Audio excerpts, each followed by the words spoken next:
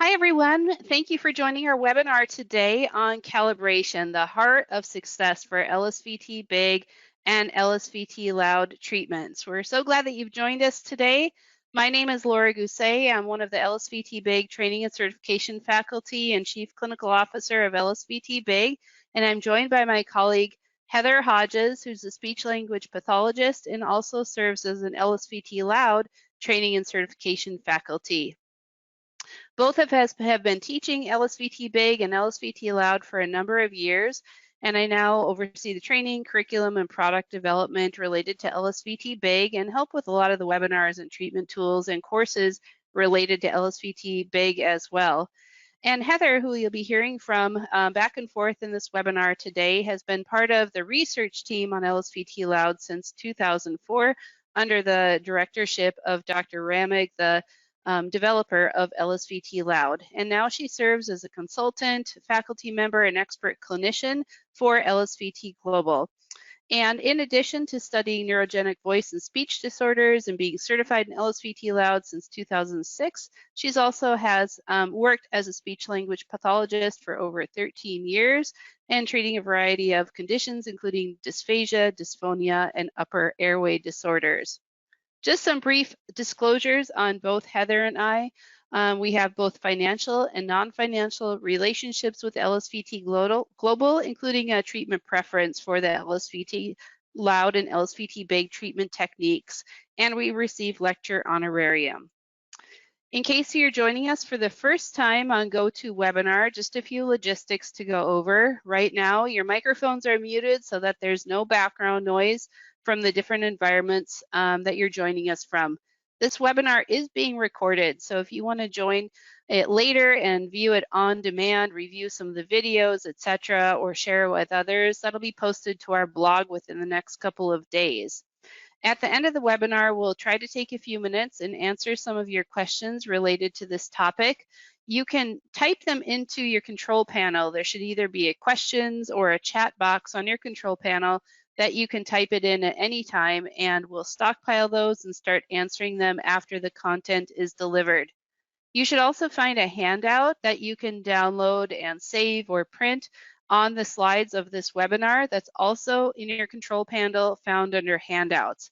It may have been emailed to you as well, so please do check your email inbox and perhaps your spam box as well. At the end of the webinar, when you exit the webinar or when the webinar is over, you should receive a link to join a survey. This might also come to you via email. Please do take time to answer the survey. We really value your input on what you liked about the webinar, suggestions for the future, etc. A bit of information about continuing education units in case you're a therapist that's joining us today. This LSVT Global webinar is not ASHA or state registered or pre-approved for CEUs. However, if you are able to self-report your CEUs, please email us at webinars@lsvtglobal.com after you have listened and viewed this complete webinar to request a certificate. And that certificate will include your name, the date of the webinar, and the duration of the webinar as well.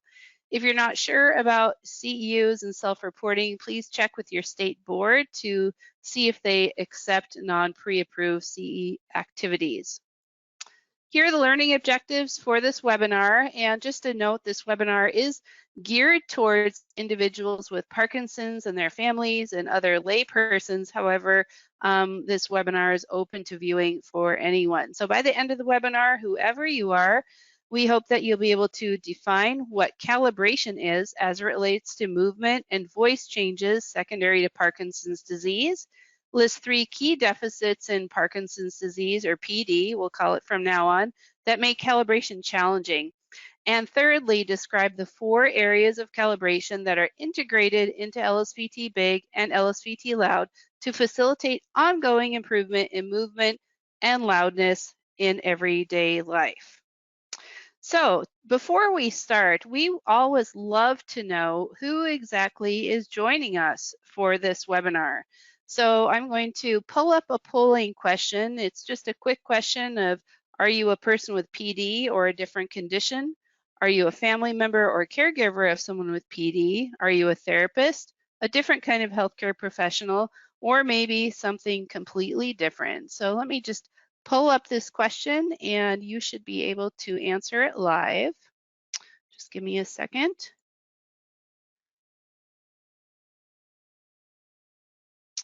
All right. And we'll just give you about 20 or 30 seconds until almost everyone has had a chance to vote.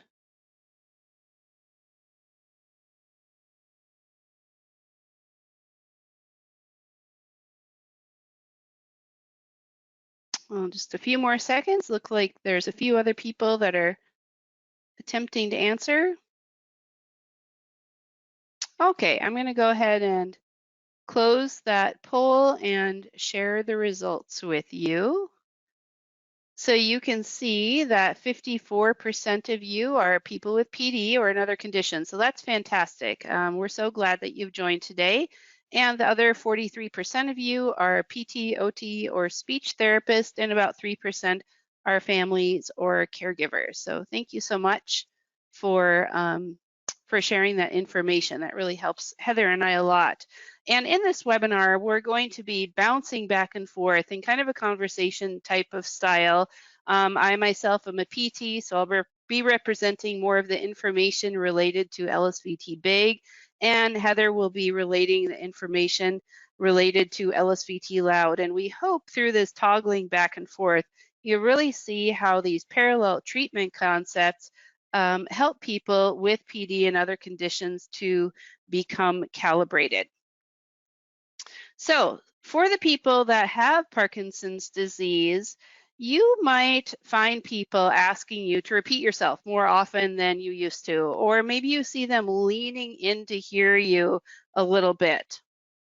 And maybe when you're moving or walking out in the community, you find yourself lagging behind others a bit more than you used to. Or maybe certain activities like getting ready in the morning take a little bit longer than they used to.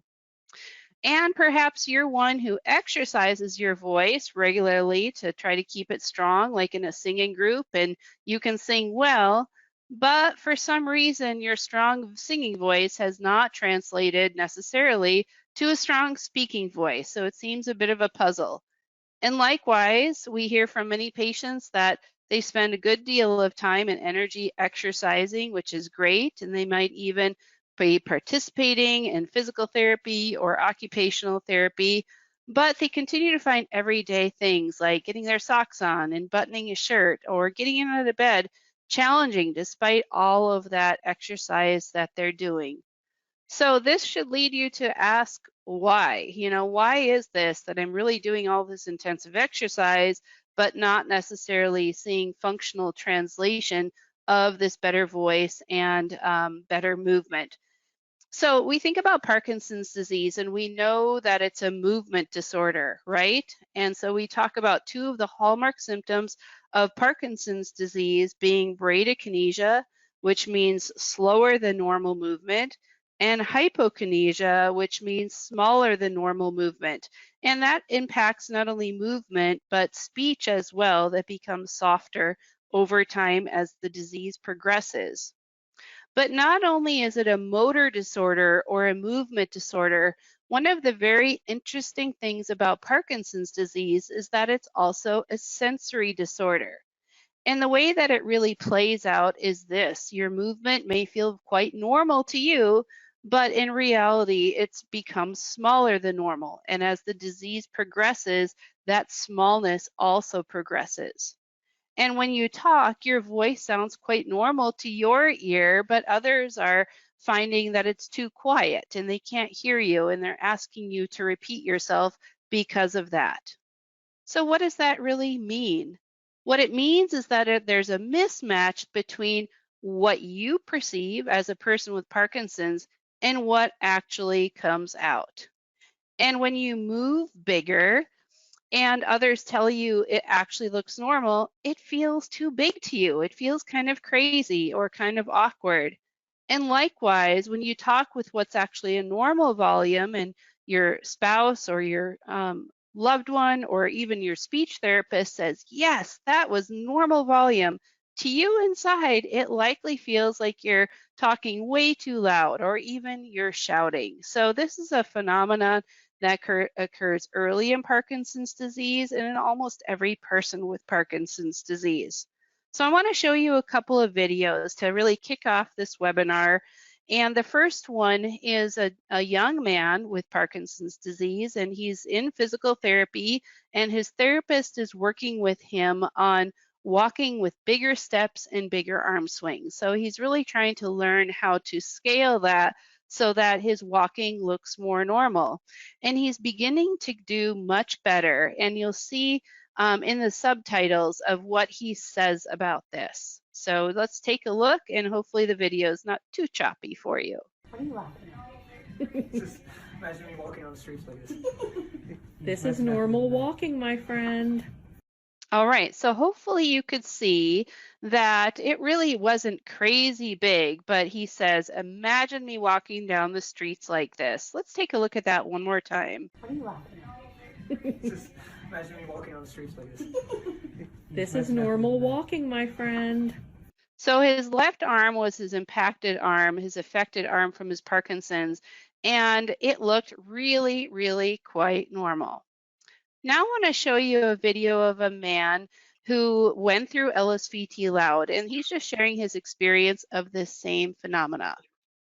What I used to say, like for about a couple of years after doing LSVT Loud, I used to say to people, look, if I'm shouting in my head, I know you can hear me, you know, because that's what it felt like. It definitely felt like you really had to kind of up the volume, and I was, 40 decibels behind the speech and language therapist at the start. So that's what I gained like over the course of the weeks that I did the actual course. But over time, like over the last, that's 5 years ago, 6 years ago, nearly now at this stage, over the last 3 or 4 years, I've gotten used to kind of making sure that I ramp it up when I'm in company. This man is named Gary, and he's absolutely fantastic.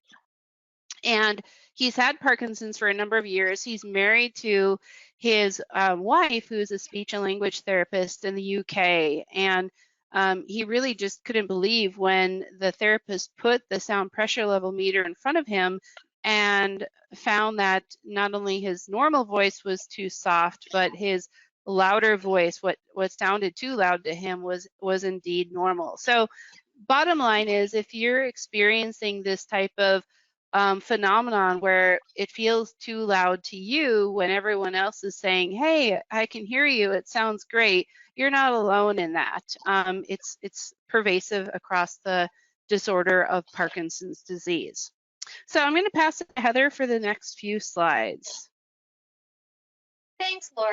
And yeah, the first question that I think we receive from many of our patients when we meet them at their evaluation or when we're doing an educational forum such as this or at a support group is this a real phenomena? And is it occurring across patients? And the short answer to this is yes. But let's explore more about why this is an issue and the specifics of it. So it has been well documented in research through the National Institutes of Health and other resources as well, that there is a reduced movement, that smaller movement that Laura referred to, the slower movement. So this reduced amplitude of movement in individuals with Parkinson's, we see could be perpetuated by this abnormally processed sensory feedback. And so what that means for patients is that this lower volume voice, there's a decreased awareness for it. I don't know if those of you in the audience who have Parkinson's have noticed that you're being asked to repeat more often and you feel like, gosh, I think my spouse needs a hearing aid. They're not listening to me. And that is a good example that we hear very characteristically when we meet our patients, that they are not aware of that reduction in vocal loudness. They're also reduced in their awareness of smaller movement that's occurring. Movement feels appropriately big. And even when patients know that they need to speak up in a given situation, they're not self-correcting. In other words, they may catch that their voice is too soft or that the person that they're talking to didn't hear them or misunderstood them, but they're not independently increasing their volume or their motion. And that when patients are asked to be loud, they feel like they're shouting. And in fact, their voice comes out at a totally normal loudness level. And on the flip side to that, when they are whispering or their voice is very diminished, they feel like they are loud enough. So there is well-documented medical and speech research for this central processing disorder in speech for those with Parkinson's disease. And to think of it from a lay person's point of view or an everyday point of view, think of a scale, your bathroom scale. If you weigh 100 pounds and you get on that scale, but your scale reads 79 pounds, that scale is out of calibration. Much like the movement or the voice and speech in the person with Parkinson's, the output that they are giving to their voice and to their movement is smaller than what they think. So when we go through treatment, we want a calibrated patient. And so it's like getting that bathroom scale, a tune-up, and letting it get calibrated so that if a 100-pound person steps on it, it's going to show the correct output and show that 100 pounds on the display. Now, it's not just a sensory mismatch that is a barrier to generalizing this speech and this movement that we see in the treatment room, that when we ask patients to speak louder or move bigger, they can do it.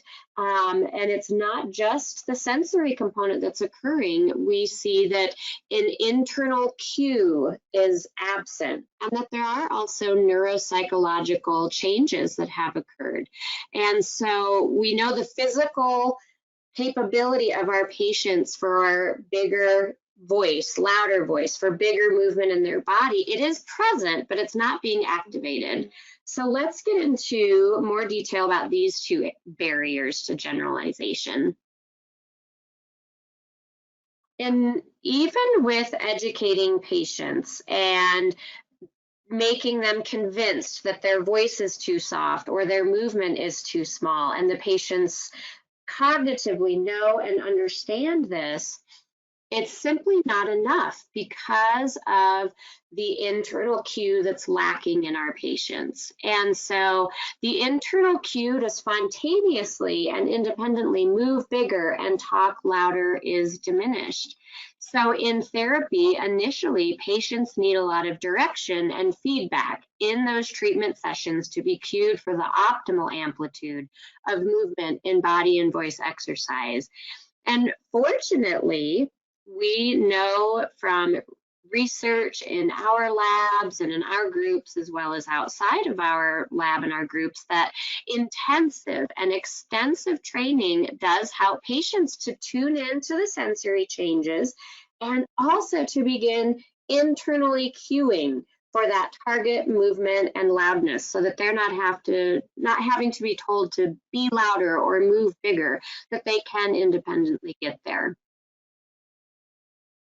And then when we think about neuropsychological barriers to generalization, Parkinson's disease is known to affect our emotional well-being.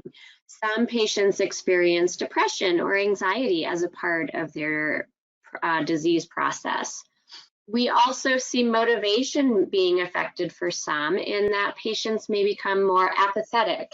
They know they need to speak louder. They know they need to move bigger, but they just feel an apathy about it, or a preference to revert to lower energy movement and voice. There may also be memory and cognitive impacts that are happening, slower processing, and taking a longer time to remember or to learn new procedures, including a new way to talk and a new way to move. And so what we want to address is these changes, the internal cue and the sensory component. Because the really good news with all this is when a person with Parkinson's disease is cued, you generally can move bigger and talk louder straight out of the gate. First session, we can physically get there.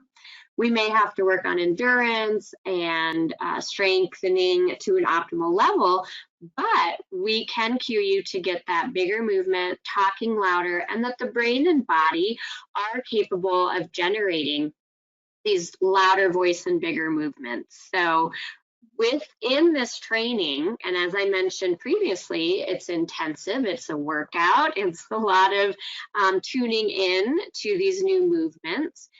One can absolutely learn how to calibrate their brain for appropriate loudness and appropriate movement.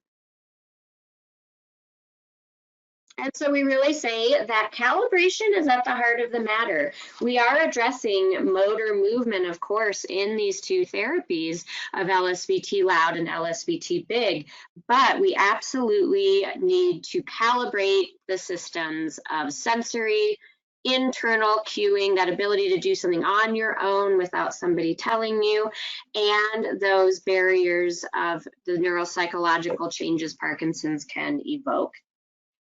So, what is calibration? This came up in the chat and I answered it just very briefly, knowing that we were going to get to the definition within this presentation. So, when we say our patients are calibrated, this is when the person with Parkinson's disease knows and accepts the amount of effort needed to consistently produce a louder voice and bigger, more normal amplitude movement. The relationship between putting in this increased effort and that the output is totally appropriate and safer and more effective is really well established when a patient has achieved calibration. So the goals of calibration are that the person with Parkinson's will use their bigger movement habitually in his or her daily tasks and can maintain these bigger movements over time for those patients who've undergone LSVT big. And also that the person with Parkinson's disease, after going through a course of LSVT loud therapy, will use their louder voice habitually in his or her daily communication, and that they can maintain this louder voice over time, which is really poignant. And it has been well documented in the research that these changes in body movement and in vocal loudness last, that these gains absolutely can continue to improve for many, and that they do last over time. And as I mentioned a few minutes ago, treatment in LSVT big and LSVT loud is intensive. And these are standardized treatment protocols that are based on many years of scientific research, of evidence-based practice. And it is intensive. Both therapies are 16 sessions, and they occur on 4 consecutive days of the week for 4 weeks. So a month of treatment, 16 sessions. It's individualized therapy. It's never group therapy because the treatments are tailored. And it's going to incorporate homework practice as well as carrying over what you've done in therapy into your real world, so that when you leave the treatment session, you have carryover assignments to use your louder voice in your community or your conversational circles, and that when you leave your treatment for LSVT big, you are using these bigger movements in your community, in your activities of daily living, or as you go about your day. And so this is really what it takes, this intensity. This is what it takes to address and overcome those barriers to generalization that we were speaking of.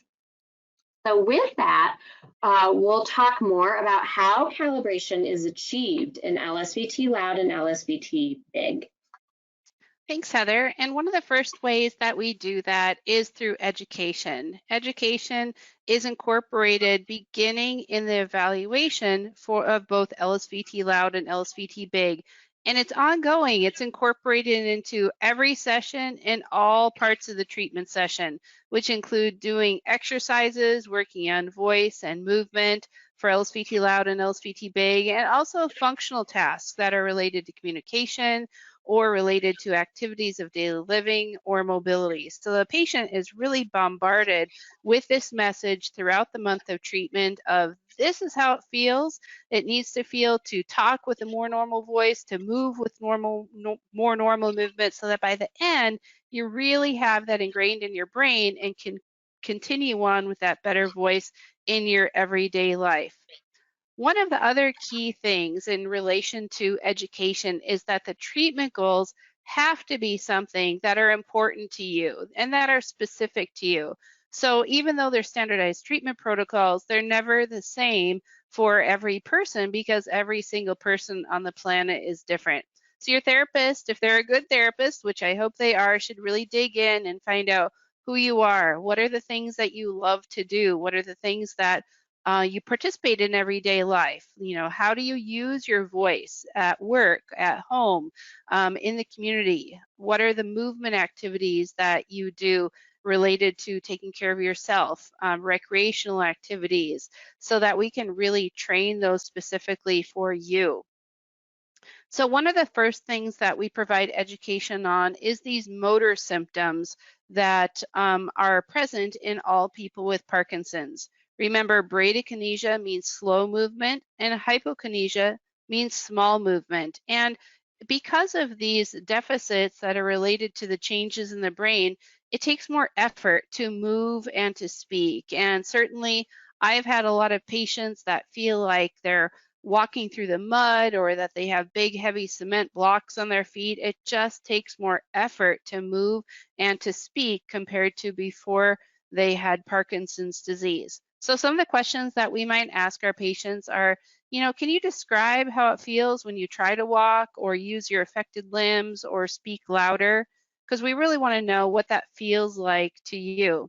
And does it take more effort to do those things? I know for LSVT big, a lot of times my patients say, you know, it takes so much more effort to get up off from the floor or in and out of bed or out of the recliner beyond what it should for a person my age. Is your movement slower than it used to be? Is your voice softer? So I'm going to turn it over to Heather, and she's going to talk to you about the sensory motor mismatch in voice. Absolutely. It's such an important component of educating our patients. And so after doing the education on bradykinesia and hypokinesia, I'll dig into, and your speech therapist will dig into this sensory motor mismatch in voice and speech. And we'll explain there is a sensory mismatch because of Parkinson's disease. To talk with a voice that's easy to hear and sounds like someone without Parkinson's disease, it will take you more effort. And we validate the feeling that you may feel too loud or like you're shouting when your voice is actually a normal volume. Through LSVT Loud, we will work on recalibrating your system so that you can always use the right amount of effort to talk with normal loudness. And so we'll get into during our conversations, and to speak to Laura's important point that we want this treatment to always be meaningful, we will ask our patients, are you asked to repeat yourself, or do people reply inappropriately? If you ask them a question, are they answering you in a way that makes you think they misunderstood you, or their reply is totally off the wall and doesn't match what you just stated to them? And we get into whether there are speaking tasks that you've given up, whether it's at home, at work, with family. Do you not answer the phone anymore? Or perhaps you used to read to the grandchildren or to your children, and you want to get those speaking tasks back into your life. And we'll really target that through education and also through making your treatment very meaningful to you. And I know there's similar education that occurs in LSVT Big that we'd love to hear about, how Laura explains to her patients. Great, and it's really just the same in terms of those education pieces. We say there is a sensory mismatch because of your Parkinson's, and to move like someone without PD, it will take you more effort. And it might feel too big at first, or like you're exaggerating your movements. When you achieve movement that's actually normal in size. And through this treatment, we'll work on recalibrating your system so you can always use the right amount of effort to move more normally. And we will ask questions to help our patients begin to recognize that, yeah, my movement actually has changed, because maybe things like dressing take longer than they used to, or maybe it takes me longer to do tasks or to get places. Maybe I've noticed changes in my posture or the way I move, or maybe others have noticed changes as well. Absolutely. And, I absolutely find that it's not always just enough to educate that there is a sensory mismatch that stems from the Parkinson's disease, but also it's so powerful when we are able to show our patients. So throughout an assessment with LSVT Loud and throughout treatment, we are recording the sessions so that you can hear your voice. And it's a matter of us pointing out to you or playing those valuable voice clips where we can listen to your voice and have you pay attention to what you notice. Tell me what you notice. We'll play back both the soft voice and this quote loud voice. It feels loud for the patient when in fact you'll hear on the taped playback that it's totally normal. And we'll ask you to comment on quality and loudness and pitch, because we see that working on loud and targeting that in therapy actually improves things such as intonation, monotone voice, articulation, and this idea of a spread of effects that loud will fix that, so that you have to think of one thing in treatment. And those playbacks are so valuable for education and making you more confident in the loud voice. As you listen to this, and see if you think it sounds too loud when you listen. I'll go out and get the paper. Perfect. What's on your schedule today? I'll get the phone. Do you need anything while I am out? Okay. I will give you a call. So what do you think? Did that sound too loud? No, it didn't. No. Feel that 8. Good. Keep going, keep going, keep going. Woo! Good work. Thanks. Tell me thanks, even louder. Thanks. Okay, that's the voice I want you using all the time.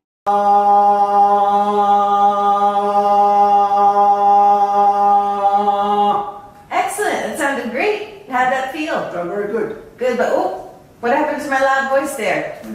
You sounded very good. That's better. I will go down and get the mail. Good, keep it loud. What's for dinner tonight?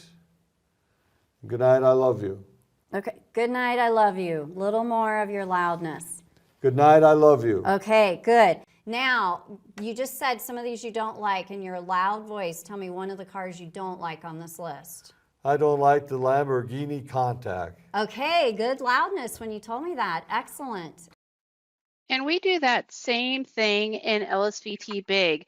Oftentimes, when patients first see themselves on video recording, they're kind of surprised that, gosh, why didn't I notice that my arm wasn't swinging? Or why didn't I notice that I was, leaning forward or leaning to the side, or that my feet were shuffling like that? But it's one of the best things that we can do as therapists, is to show patients not only that their movement is too small, but also show them how much better it looks and how capable they are of generating movement that looks bigger and more normal through treatment. So it's a really powerful teaching mechanism to show that to our patients going through LSVT Big.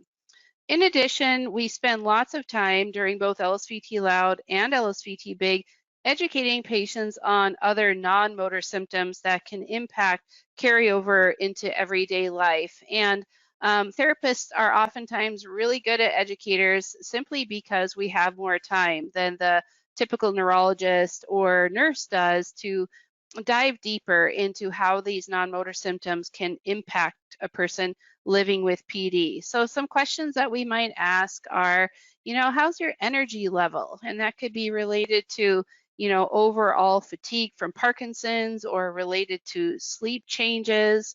We might ask, describe to me what you do throughout the day. What's your typical day like? Because that helps us to develop communication and functional tasks that are important for you and will be helpful for you to be able to do better.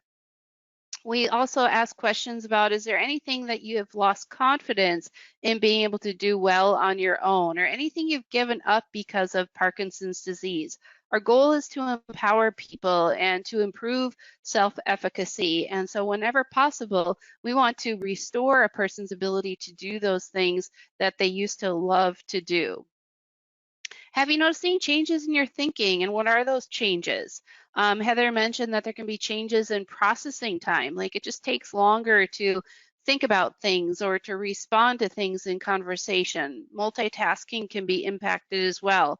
And this doesn't just happen in the later stages of Parkinson's disease, but it can happen in the early stages of Parkinson's disease as well. And it can impact motor learning.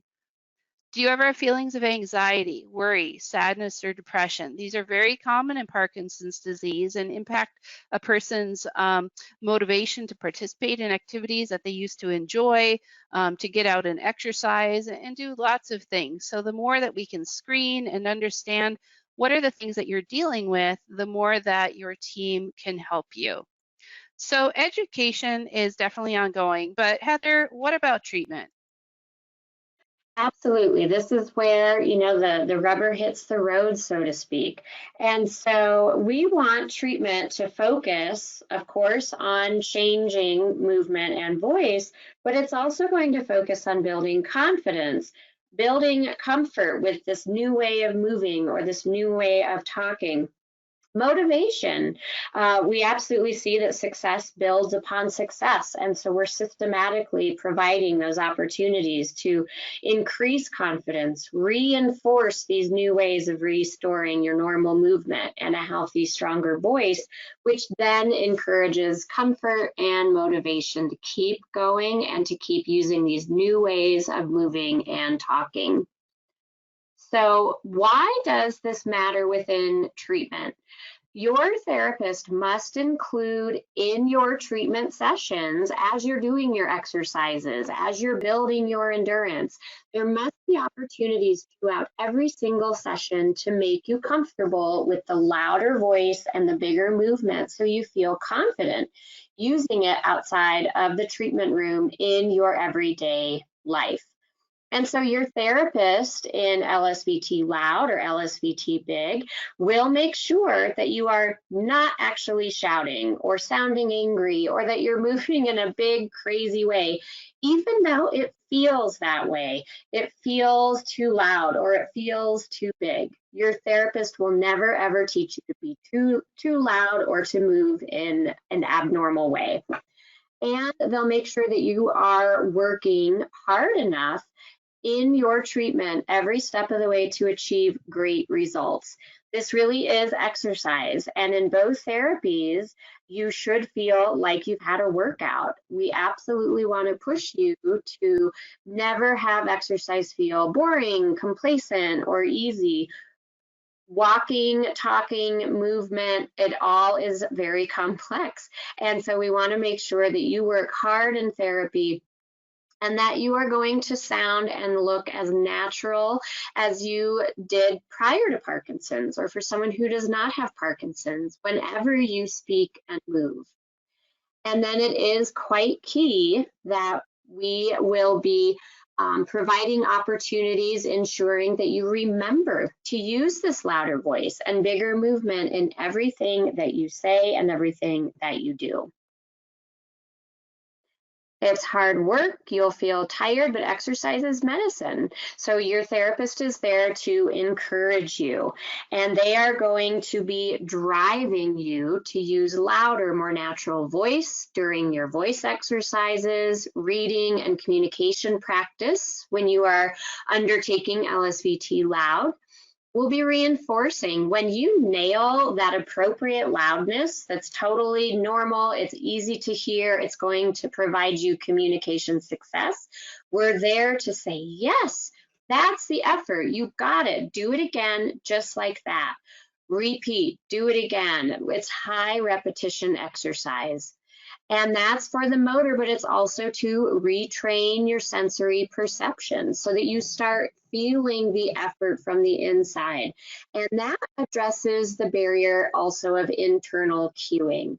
When we retrain that sensory perception and internal cue by saying, that's the voice. That is how it needs to feel to be successfully heard at your support group meeting or at your job or talking to your spouse.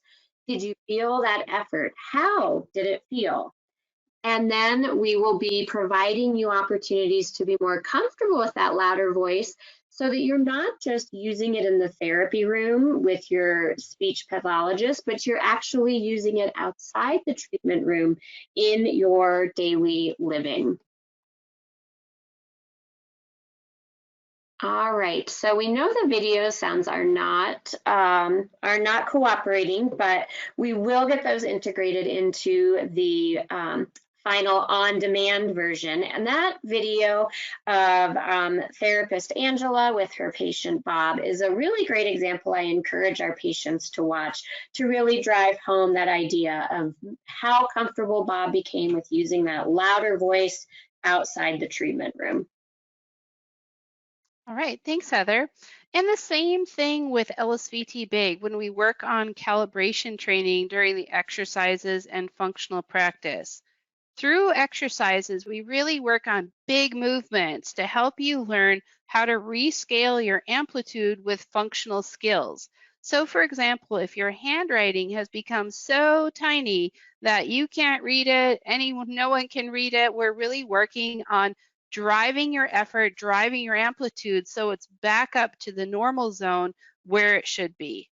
Once you get there, we stabilize it, we reinforce it, and we say, yes, that was big enough. You got it that time. Do it just again, just like that. So it really is motivating for you that, yeah, you're capable. I can do this. I just have to think big and remember to think big. So we retrain that sensory perception and your ability to internal cue. We might say, yes, that's how it needs to feel to get in and out of the car more efficiently. Did you feel that effort? How did it feel to you? And if our patients say something like, well, yeah, I did get out of the car faster that time. And I say, how much effort did it take? And my patient says, oh, it took about an 8 out of 10. I might say, perfect. Remember, an 8 out of 10 effort is that sweet spot that will enable you to get in and out of the car independently without struggling and without needing anyone's help. So we also work on helping you to become more comfortable with bigger movements and posture so that you can use the same good quality movements outside of the treatment room when your therapist isn't there to cue you. And in this next video, which you won't see here, but you'll be able to see it in the on-demand version, the therapist Jenny is working with Bob on getting his jacket on, using more effort, using more amplitude. And that back sleeve was always tricky for him, as it might be for you. But he finally got it as Jenny was driving his amplitude. And at the end, you'll love it when Bob says, now I am the master of my coat, because now he knows that he can do it. He knows how much effort it takes. Now he just has to keep practicing it to keep that fresh in his brain and to reinforce it again. So to start with, Bob, would you just please put your jacket on for me like you usually do?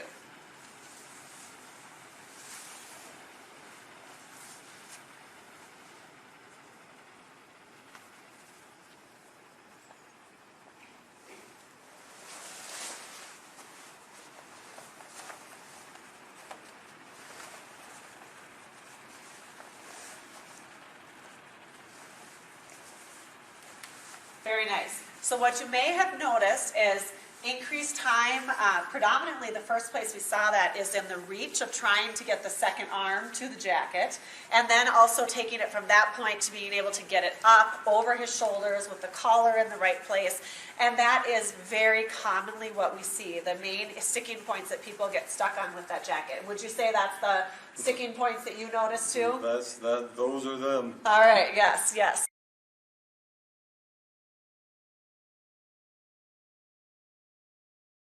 So we're going to go through that and do it again, okay, with the big effort, pushing in, with each arm movement and with the pulling up of the coat. We're going to put it all together. Okay. All right, Here we ready? go. Big reach. Good. Big punch back. Big pull up. Good. One more big pull up. Half the time. Half the time. You What am I got going it. to use for an excuse to be late now? It'll eliminate that excuse, won't it? Won't Yes, it? it will. Okay, but that's the amount of effort that I want you to use every time you put your arm into the jacket, okay? Yes. And I want you to try it every time, whether it's your jacket, whether it's your shirt, or anything that you're using like that. You need to have increased effort as you're pushing through, okay? Got it. Let's get it off one more time with nice big effort. Good. Big pull out. Big pull out. And Yep. just cover it up. And Good. Good and good. Very nice. I am now the master of my coach. You are. Absolutely. Those real examples of voice and speech and those aha moments that patients should be having in therapy are really so poignant, and we see patients' confidence improve, and when confidence improves, so does motivation and reinforcement. And another means for us to achieve this is through carryover assignments. So carryover assignments are going to be assigned by your therapist when they work on this new way for you to practice using your louder voice or bigger movement in daily life. And this occurs every day of the month you're scheduled for treatment. It's not just assigned on treatment days. And that's because they are totally vital to getting your bigger movement or your louder voice to walk out the door and to be used in your everyday life. So totally take them seriously. And we really see this is where the rubber hits the road. We're going to increase the complexity over the weeks of treatment. So we won't have you, holding full conversations the first day of therapy, expecting you to be loud. We build endurance and complexity over the weeks so that you're successful, because success motivates and reinforces and makes comfortable. As we mentioned, the tasks will be important to you and specific to you. And so your therapist will walk you through the rest of your day and pick out with you those conversation opportunities or those times that you'll be moving in and out of the car or going for a walk or whatever is fitting into your day. And we're going to systematically increase and build that comfort using the louder voice and the bigger movement. And this is going to help address the sensory mismatch issue to convince you that the bigger movements and louder voice are good. And then the next day that you come in for therapy, the therapist is going to, straight out of the gate, start the session with asking, tell me how things went when you phoned your son. How did it feel using that louder voice, using that 8 out of 10 or 10 out of 10 effort? What did your son say? Show me how you did it. So you are assigned the carryover at the end of treatment, and the next day it's followed up on immediately. In LSVT Big, it may look like your therapist checking in at the start of your session saying, tell me how it went when you used your bigger steps and your bigger golf swing when you went to play golf yesterday. Were you able to keep up with your friends? Did you hit the ball further? Did anybody notice? So it's very specific in the assignment of the carryover and in the feedback so that your therapist will help keep you accountable and so that you really reap the benefits. All right, Jerry, so one of your big homework things as we're going through this LSVT program was seeing how big you could go as you go through the doorway. So especially as you went to go visit your mom, we wanted to see how large you could go as you go through the door, really use those arms to pull. So tell me a little bit how that went and how that's kind of carried over throughout the week. When I visited, I used my left hand to open big, and ever since then I've been using my left hand and left arm to open doors. So Good. It's been working well. Really good. And you feel like that's kind of carried over into your day-to-day life? It has carried over. Perfect, that's awesome. Well, we'll continue to build off of that and just keep moving as big as we can. Okay. Great. We are also going to provide you homework. This is additional practice of your exercises. And the reason why homework matters is because it gives you that extra practice outside of the time that you're in therapy. It also, very importantly, is going to build a routine so that you will continue homework after you're discharged, after you've had your 16 sessions of LSVT big or LSVT loud. You need to keep practicing. Just like a marathon runner who trains for a couple of months to run their race, if they get to that end point, they run their race, their goals are met. If they stop exercising, they're going to lose the gains that they made. They're not going to keep up that strength, endurance, and that ability to achieve a higher level of movement, or in the case of LSVT loud, of speech. So we want you to continue practicing. It's a lifelong practice, and it will promote also further comfort using that bigger amplitude in everyday life. So remember, it's a lifelong commitment to continue that homework. And we're also in homework incorporating calibration. So we review with your homework. We'll go through your homework sheet or your homework log every session and help you and make sure that the effort you put in at home is matching the workout and effort that you do in your daily treatment sessions. And this will allow you to become independent and confident with the effort it takes to move bigger and to speak louder in your home program. We'll be checking in with how you're feeling throughout. And again, as I noted, that we're making sure that effort at home matches your effort in treatment.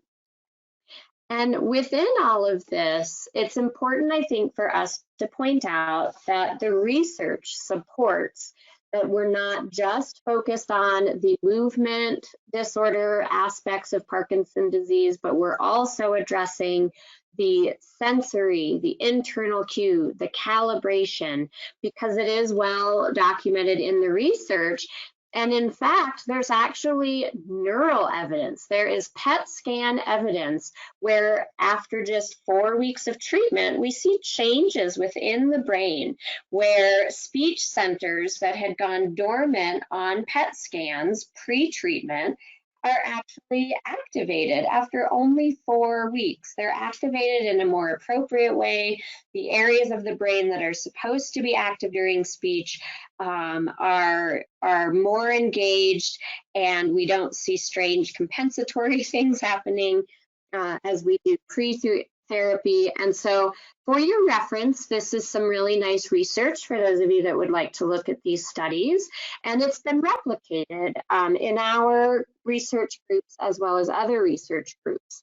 And so we see this really nice increase in activation in the appropriate areas of the brain. And it's been hypothesized to be a neurological correlate of the sensory recalibration. Without recalibrating the sensory, it doesn't have the same impact. So really, for the first time, a model of treatment related to change in people with Parkinson's disease, spanning short and long-term results, and the behavioral data and neural imaging results exists. And that really sheds light on the underlying mechanisms of voice and speech disorders in people with Parkinson's and the tenets of effective speech treatment and neural mechanisms of successful treatment-related change. So thank you, Heather. And there's also a really interesting study that was just published in 2020 related to proprioceptive recalibration in people with Parkinson's that underwent LSVT big. And it was a small study, but they assessed proprioception, which means your ability to feel where your limbs are in space or your body is in space in that movement, and fine motor skills. So they assessed it in 30 people with PD and 15 matched controls. 11 of those with PD received LSVT big. And what they found is that people with PD in general had bigger errors when they did a pointing task. But the people that went through LSVT big improved their proprioception, or their sense of position in their fingers and in their limbs, after 4 weeks. And with 4 weeks of continued home practice, it continued to improve even further. And so the quote from the author was, LSVT big training may achieve a recalibration of proprioceptive processing in people with PD. So certainly we need to understand a little bit more physiologically what underlies this recalibration, but we see it clinically in our patients every day, and it's very promising. So here's how your therapist will know if you're calibrated or not. They listen for things, like they listen for what are called aha moments, where you have these self-discoveries that, gosh, my louder voice is working great. You know, people can hear me. My daughter said she couldn't understand me on the phone before, but now she can hear me fine. Or I was finally able to get in and out of bed without anyone's help, without any struggle. So we listen for things that you're able to do better at home and in your daily life that you've discovered because of using bigger effort with your voice and movement. We also listen for comments from other people that you're moving better or sounding better. And we ask you, what are others saying about how your posture looks, how your movement looks, how your voice sounds? And then we watch for your spontaneous movement. So we always joke amongst ourselves as therapists that we like to spy on our patients a little bit to see when they leave therapy, are they going to revert back to their small movements, or are they going to walk out to the parking lot keeping it big? In spontaneous conversation, when you're not cued and begin to talk about something, do you remember to use your louder voice off the cuff? And if you revert back to smaller movements or softer voice, do you catch yourself even before we can catch you as a therapist to correct you? Because that ability to self-detect and self-correct is really important to calibration. Some other signs of successful calibration are these. You notice functional impact or use outside of treatment of your movements or voice. You give us more details about your carryover assignment. You tell us more about how that went. We also see that you're cueing yourself. We're not needing to always remind you to talk louder or to move bigger or to sit up straighter. And your speech and movement overall probably will take you less effort, or you accept the effort needed to talk louder or move bigger. So those are some of the criteria that your therapist looks for. And our goal is always to achieve those successful calibration signs by the end of 4 weeks of treatment.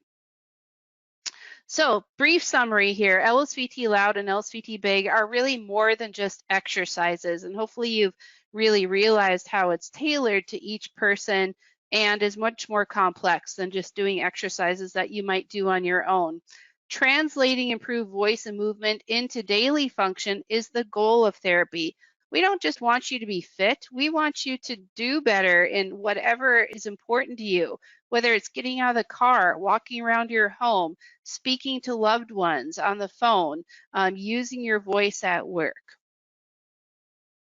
Other points, we use this calibration training to overcome sensory internal cueing and neuropsychological changes that make that translation of louder voice and bigger movements into daily function a challenge. And within treatment, we use education, treatment exercises, and what we call hierarchy tasks, carryover assignments, and homework exercises to achieve calibration. But it's not easy, and you really need the skill and knowledge of clinicians who are certified in LSVT loud and LSVT big to provide you with those successful treatment outcomes. So before we get to the questions, we just want to remind you, in case you have to go, that we would love for you to come to next month's webinar. And this one specifically is for therapists, but really anyone is welcome to attend. People with PD, family members might also be interested. We're going to be talking about alternative service delivery models for LSVT loud and LSVT big. And specifically, we're going to be talking about some unique models such as cash-based clinics or cash-based practices, telepractice, and mobile practices. So we're to the end of the webinar, and you have a couple of different options. Heather and I will stay on for a little bit and answer some questions. If you have to run and get back to your busy day, that's totally fine. And we're so grateful that you came to join us today for this webinar. Please do remember to fill out the survey, and therapists, if you need to request a certificate, email webinars@lsvtglobal.com.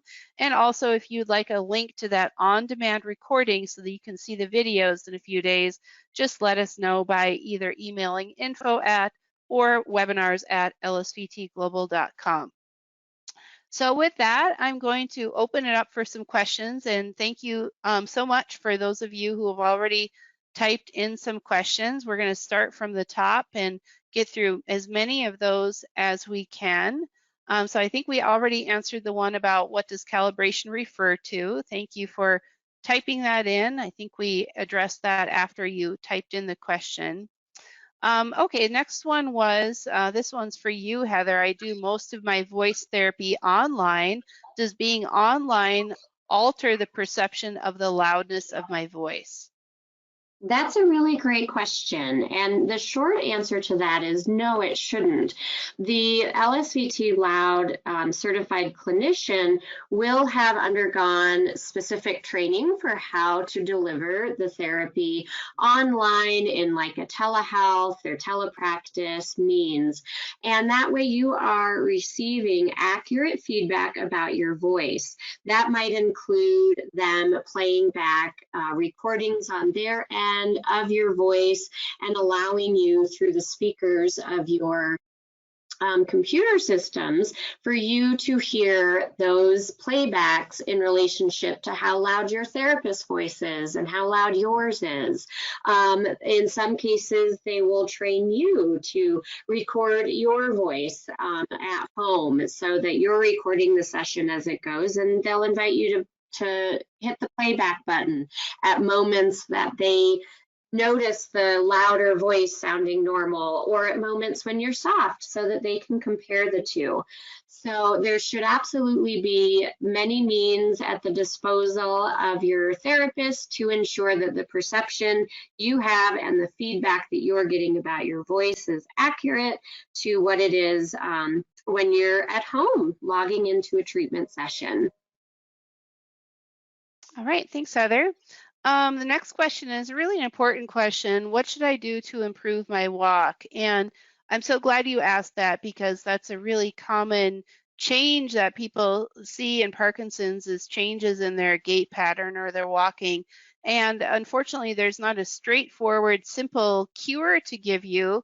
And I would really recommend to you, if you have a physical therapist in your area that has expertise in Parkinson's, that you request an evaluation for them, because so many things could be altered. It could be balance challenges, it could be loss of arm swing, or your steps are shorter, it could be gait that's slower than normal, it could be changes in posture, it could be changes in base of support. And so what the therapist will do is do testing, do observation, do some recording to try and assess what are the changes that have occurred in you, so they can devise a specific plan to work on it. In general, in LSVT Big, we work on bigger movement. So bigger posture, meaning standing up straighter, bigger arm swings, bigger steps, in a lot of real world contexts. So not just straight down the hall, but different directions, turns, stops, starts, doorways. If patients have problems with freezing or tripping over obstacles and stairs, we work on all of those things so that by the end of 4 weeks of LSVT Big treatment, you are confident in being able to walk in whatever environment you might encounter in your typical everyday life. Okay, so another question, I'll take this one. When I did the LSVT Big training, nothing related to growing or restoring my handwriting. And yes, so LSVT Big is really a fun treatment for therapists, because it's can address so many different things. And you might have worked on other things, but LSVT Big can address things related to fine motor activities such as handwriting or buttoning buttons. It can work on dressing activities, taking care of yourself, cooking, a sport, maybe you like golfing, can relate to work-related activities. So really a range of things. And if you're noticing troubles with something like handwriting, and you're wishing that, boy, I wish my therapist would have addressed that when I went through LSVT Big, I'd encourage you to go back for a tune-up whenever you're scheduled. Usually it's around every 6 months, and let your therapist know that you're having some difficulties with that handwriting task so that they can incorporate it into their tune-up sessions with you and teach you how to really focus on amplitude to write more normally, more legibly. And that could go with any new task that comes up that you want to work on. So always happy to have new ideas there. Okay, will the Q&A be available in the recording? Yes, it will be. And I think that is all of the questions that I see right now. And I know we're a few minutes over the hour, so I appreciate those of you that stayed on to ask the questions. If you didn't have your question answered or you think of a question later, please note that there's a couple of ways that you can ask your question. You can either type it in the survey when it comes up, or you can always email info, I-N-F-O, at lsvtglobal.com, and we will be happy to answer your question by one of our LSVT Loud or LSVT Big experts. So I thank you, Heather, so much for joining us today and for all of the great content that you delivered today. And for those of you that joined us, we hope to see you in our next webinar. Thank you, Laura. Always a pleasure. Thanks, everybody.